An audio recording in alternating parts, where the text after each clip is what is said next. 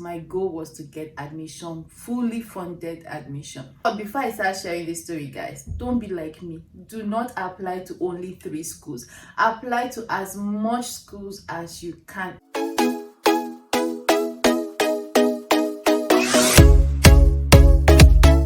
Hi guys, welcome to my channel. My name is Jane and I am an international student doing my PhD here in the US. If you are a subscriber, you would have noticed that I've not posted any video in a while now. That is simply because school has been so busy. Like, guys, I've been so busy. I haven't had enough time to sleep, but I am back by God's grace. And this period I'm going to be posting a lot of videos about how to apply to the US, because this is a season. Applications are open, guys. So if you are planning on applying to the US, whether for undergraduate degree, masters, PhD, MBA, whatever, stick to this channel. Make sure to subscribe, make sure to click the notification bell so that you just be hearing that ping sound whenever I post a new video, because this period my videos are going to be all about applying to the US. I want you guys to apply, I want you guys to get in, and I want to be hearing news by December, January, and so on. I want to be hearing things like, hi Jane, I got admission, hi Jane, I got scholarship. That's the kind of news, I've been hearing a lot of, hi Jane, my visa was approved, my visa was approved. Now what I want to hear this season is, hi Jane, I got admission, I got admission. So in today's video, I'm going to be starting off by sharing my experience of how I applied to only 3 schools and how I got a fully funded scholarship. But before I start sharing this story, guys, don't be like me. Do not apply to only 3 schools. Apply to as much schools as you can, especially especially if you're looking to get funded. If you want to get scholarship, do not apply to only 3 schools. My case, something just happened which I'll share in this video that made me apply to only 3 schools, and it was just by the grace of God that I got in. So please apply to as much schools as possible, because that will help to increase your chances of getting in. So let's get right into today's video. Okay, so let's start from the very beginning when I decided to apply to school in the US. So for me, I've always known that I want to further my studies here in the US. So when I was ready, when I knew that, okay, this is the time to start, I didn't know what to do. Like, I didn't even know that there are people on YouTube that share their experience. So I just didn't know what to do. But what I knew was that I wanted to school in the US and I needed to apply. So then I remember that I had one student in my school, in my university, that graduated and then moved to the US to do her PhD. So I decided to contact her. I went to Facebook, I contacted her, I was like, hi, this is my plan. I want to apply to school in the US because I want to further my studies. So what she did, she referred me to this organization because she said she might not have enough time to actually guide me, because it's not easy she was in school. By the way, she has graduated, she's a doctor now. She was in school. I'm sure she had so much going on, so it's not like she's not responsible for me. She does not have to carry my matter on her head and be guiding me all through. So what she did was she referred me to this organization called Education USA. I've made a video about this organization before. I'll attach it up here. You can go check it out. I think they're like in different countries, but if they are not in your country, it's fine. You don't have to go through them if you don't have them in your country. But if you do, I encourage you to join the organization, because one of the good things of joining is that you will meet other students like you who are also applying. So you just have that community of people who are writing GRE, who are doing TOEFL, who are also applying. You guys will share the experience. It just helps anyway. But if you don't have them around you, it's fine. You don't have to join them. I have a lot of friends that didn't go through them and they're still here. So what I did, I contacted Education USA, and then I used to live in Lagos. For those who are in Nigeria, I live in Lagos. So I went to Education USA in Lagos to join them. And I didn't just want to join, I also wanted to get funding from them, because I heard that if you have a first class degree, that they will give you free membership fee, that there will be free membership fee. And also they have these grants that you can apply for, and if you get it, they will sponsor your application fee, your standardized test fees, any financial thing that you need to apply to the US. So that's what I wanted to get. I think something I didn't mention from the beginning is that I knew I wanted to study in the US. I also knew that I wanted to go to the US for free because I did not have money to sponsor myself in the US or my family or anything like that. So my goal was not just to get admission in the US. My goal was to get admission, fully funded admission. So I wanted to also get grants that will also help me apply. So I went to Education USA in Lagos, but I didn't like the reception that I got from them, and so I left. And luckily for me, I had something that was taking me to Abuja. So I tried to try Abuja Education USA in Nigeria. I went, I loved the people, I loved the place. I joined them and they gave me the membership free because I graduated with a first class. So they gave me free membership, and also I was able to apply for the grant. I applied for the grant. It took a lot, writing the essays, applying, getting recommendations, you know, all those things now. I applied, and by the special grace of God, I was among, I think, 9 or so of the people they selected. So I got the grant, which means that everything financial that I needed to apply to the US, application fee, GRE fee, transcript, anything that has to do with money, they were going to take care of it. The grants that I got would take care of it. Okay, that aside, now it was time to start applying. Where do I start from? The first thing you want to do, which was what I was told to do, was to look for schools that you want to apply to. That is the first thing you should do. Now, don't just apply to any school. There are many schools in the US, so do not just apply to any school. Have a reason. Trust me, guys, this is important. Have a reason why you're applying to that school, because this will help you when you're writing your SOP, and even when you eventually get a scholarship and you want to go, it will also help you when you go for your visa interview. Because I've had a lot of people contact me and they'll be like, Jane, look, at I got admission in this school and I'm preparing for my visa interview. I don't know how to answer the question of why did you pick this school, and they want me to answer. I'm like, I don't know. I don't know why you picked the school. There are lots of schools in the US. You know why you left school A and you picked school B. So have a reason why you go applying to any school. So there might be different reasons why. There are different reasons why you might decide to pick a school. You might decide to go to a particular school because of the location of the school. Maybe you want to work in Silicon Valley, or you have just like Silicon Valley. So because of that, you want to apply to UC Berkeley, or you want to apply to any school in California. Or maybe you like cold weather, you like places that snow, so you want to apply to a place like where I am. There are different reasons. But for me, the reason what I picked was because I wanted to do a PhD in chemical engineering and in an area that has to do with renewable energy. So how I searched for my school was that I just went on Google and I typed schools in the US that offer a PhD, a chemical engineering PhD in renewable energy, something like that. So they brought up tons of schools, like they ranked the schools, best schools that have renewable research going on and everything. Then I took my time, I started going to these schools one after the other, checking their website, checking their requirement to see if I meet the requirement. So at the end of the day, I picked out like 8 schools that I felt okay, I like the research they do in this school and I meet the requirements of this school, so I can apply to this school. So this is the first thing you want to do. Look for a criteria, use it to pick out schools. Your criteria might be that maybe you're going for an undergraduate degree and you play soccer, and you want a school that very good in soccer, maybe so you can get an athletic scholarship or something like that. So there are different criteria. Just think about yourself and think about what you want to get out from the school. And this is also important because the schools, when they read your SOP, when I say SOP, I mean the essay that you're going to be asked to write when you're applying. When they read this essay, they want to know if you are a good fit for their school. If from what you wrote in the essay, they feel like this person wants things like this, and this school, we cannot offer this person this, they will not give you the scholarship. But if they see that what you wrote is what they can offer you, they'll give you the admission, not just the scholarship. So eventually I picked out 8 schools that I wanted to apply to.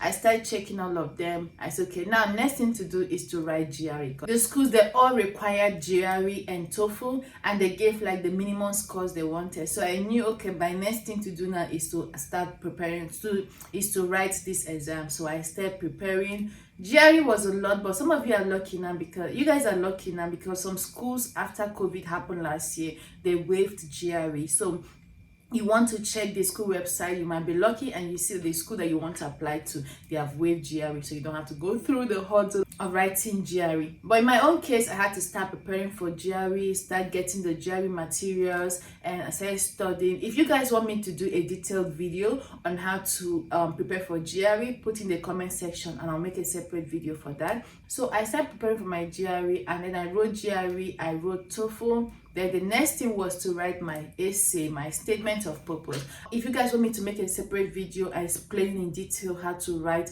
a statement of purpose that will give you admission, put in the comment section and I'll do that. So I started working on my SOP. I got my SOP written. Then the next thing was recommendation letters, because you have to get recommendation letters. So I started thinking, okay, who can I get recommendation letter from?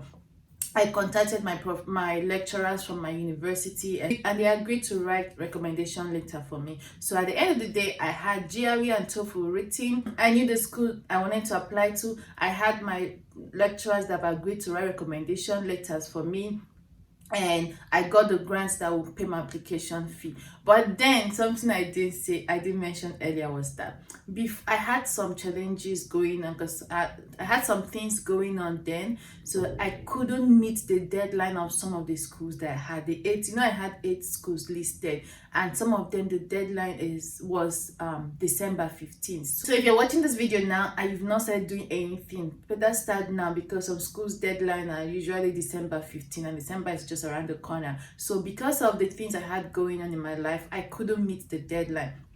So at the end of the day, the number of schools I could apply to out of the 8 decreased. Now, the ones that were remaining, some of them required official transcripts. That means for me to apply, I have to have my school send transcript from the school. That's the school I did my undergraduate from. From the school to the US, that's what is official transcript. So there's official academic transcript and there's local academic transcript. The official one is the school will send it from the school you graduated from, will send it from the school to the US, while the local one is that you will just send what you have when you're applying. And some schools will say that you can send what you have, but if you get the admission, for you to enroll, you now send the official one. So for you to send official transcripts is expensive. I'm from Nigeria, and then the price was like, I think it was 36,000 naira from my school. So imagine me having to start sending 36,000 to different schools. That would be a lot. And not only that, Nigeria, my school was on strike. I'm from Nigeria, and then the academic staff of my school, they were on strike. So there was no way for them to even send any official transcript, even if I had the money to send. So I was now limited to only schools that accept local transcripts. So that was how I had only 3 out of the 8 schools to apply to. So I was just like, God, you have to help me. Now my chances are lower, but you have to help me. So my number 1 school out of the 3 was this particular one that I'm in now. So I took my time to write the statement of purpose. Like, I took my time. I told my story in such a way that I'm sure when they read it, by God's grace, they were like, let's get this girl admitted. Anyways, that's how I had only 3 schools to apply to. So I started the application process. It took me a lot. I know how scared I was. I remember the day I submitted the application for this school. I was sitting with my friend Henry. Henry, if you're watching this video, shout out to you. I was sitting with my friend Henry. I filled everything. I've uploaded the document. It was remaining to press submit. I was so scared. I was praying, God, please help me. My friend got tired. I was like, Jane, click this submit and submit this thing. Finally, I submitted and applied to the 3 schools. It was now time to wait for the admission decision. So what will happen is that after applying, sometimes it takes them a month, some weeks, 2 months, 3 months, whatever, how long they want to take to respond to you. So you definitely get a response. If you are accepted or not, they will respond to you. They'll send you letter telling you were admitted, or if you were not admitted, they'll still send you a rejection letter. Me and my friends then, we used to call it love letter. That's the rejection letter. It'll be like, this school send me love letter, because it's normal. You will get rejection from some schools. Sometimes you even get from all the schools. That's why it's good you apply to as many as possible. So while I was applying and waiting, I had a plan B. This is why I always encourage people to always have a plan B. Don't just stay at home and not have anything doing and only be applying to schools. And at the end of the day, if you don't get, because it can happen, if you get rejected by all the schools, people become depressed or they'll not know what to do with their life. No matter how smart you think you are, always have a plan B. I had a plan B. My plan B was to apply for jobs, because then I wasn't like doing any real job. So my plan B was to apply for jobs. So just in case I don't get admitted, I'll have my job to go to. Then the next year I'll apply again, because you cannot give up. So I started applying for jobs. I went for job interview. I even got a job. For those that are from Nigeria, you will know I got a job with Dangote refinery. Dangote is like the richest man in Africa, and he's like building refineries in Nigeria. So you, at that period when I was applying, he was like taking in new fresh graduate, and I was just a fresh graduate then. I just finished my youth service. So I got the job with Dangote, and the offer was like they were going to send us to India for 1 year to be trained. And that was, I was also waiting for my admission. I still went ahead with the Dangote process because I just wanted to make sure if this school, I believed in God and I believed that by the grace of God I was going to get the admission, but I still just wanted to have a plan B just in case, to be safe. So finally, I think it was in February or January, I can't really remember. I think it was February 2nd or so. I think it was February or so, my admission offer from this school that came in. I remember that day I was feeling sick and I was trying to get some sleep. I was trying to sleep, but for some reason, I just looked at my phone and I saw an email notification from my school, from this school. My heart started beating like, God, what is it going to be? Is it an acceptance or a rejection? So finally I opened the email and I saw the attachment. They attached the whatever they attached, and I clicked it and I saw that, Dear Jane, congratulations. They always like put the congratulations in bold, so there is no way you miss it. Immediately I see that congratulations in bold, Jesus Christ. I started crying, guys. I'm not a crybaby, but I always cry when I have good news, like good news, tears of joy. I love shedding tears of joy. I just started crying. Oh my God, is this real? Is this happening? Immediately, I don't know who I called first. If I called my sister or I called the lady that was in charge of Education USA, like the advisor that was advising me then. I don't know who I called first. I was like, oh my God, I got in. Not just get admission, I got fully funded scholarship. I'm like, Jesus, is this how you work? So I got that, but then I've not heard from the other two schools. I think I was still waiting to hear. Then the second school replied they did not give me any admission. Like, I'm begging. I was like, I'm begging, be that already gotten one with funding. I was waiting for the second one, because how it works is that after they give you the admission, they will give you till April 15th to accept the admission offer or not. Because if you apply to many schools, there's chances you get admitted to more than one school, and then it's now your decision to tell them, I've accepted your offer to come to your school or not. So in my own case, they gave me till April 15th to tell them if I've accepted to come or not. So I was waiting for the second school. I remember when I called my advisor, the Education US advisor, and she asked me, have you accepted the offer? I said, no, they're waiting for one other school. She said, which school? I told her the school. She was like, my friend, come on, will you accept this thing? That's because in terms of ranking, the school that I got the full funding from is higher than the other school. So she told me that, no, I forgot, the other school, the third school gave me admission, it's in Michigan. They gave me admission, but no funding. Remember, I was looking for scholarships, so I already knew I was not going to go to that one. So this second school that I was now waiting for, finally the admission, their response came in and they didn't give me admission. I was like, I'm back. So that means I applied to 3 schools. I got admission in one school, but no funding, so scrap. Second school, no admission, scrap.